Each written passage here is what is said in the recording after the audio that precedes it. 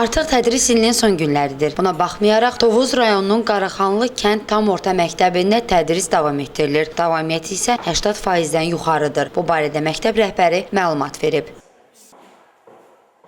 Bilirsiniz ki, indi nisbətən şagirdlər dərs ilinin sonu olduğuna görə nisbətən davamiyyət azalmışdır. Amma buna baxmayaraq bizdə davamiyyət pis vəziyyətdə deyil.